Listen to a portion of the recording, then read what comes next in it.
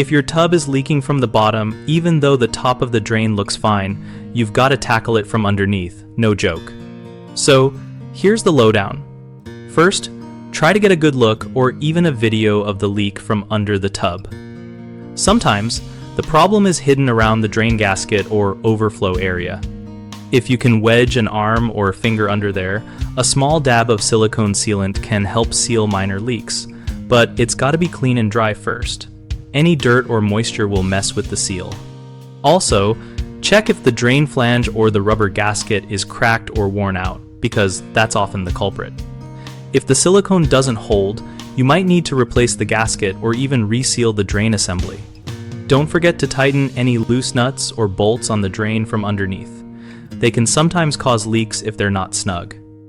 Overflow leaks happen too, so inspect that gasket while you're down there. Keep a bucket handy for drips while you work so your floor doesn't get soaked. One of the biggest mistakes with tub leaks is ignoring the underside. It's easy to think the problem is at the top drain, but leaks often start where you can't see. Fix that by taking a thorough look underneath and not just assuming it's surface level damage. Another common issue is using too much or too little silicone sealant.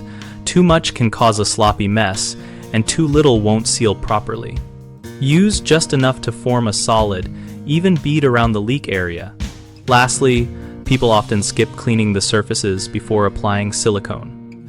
This kills the seal and just leads to more leaks later. So always clean and dry everything before sealing anything up. BigHomeProjects.com is a solid spot for homeowners looking to find trusted local contractors who actually know their stuff and can fix tricky problems like your leaking tub. Plus, if you're a contractor, it's a great way to get steady work from people who need help with home repairs and upgrades.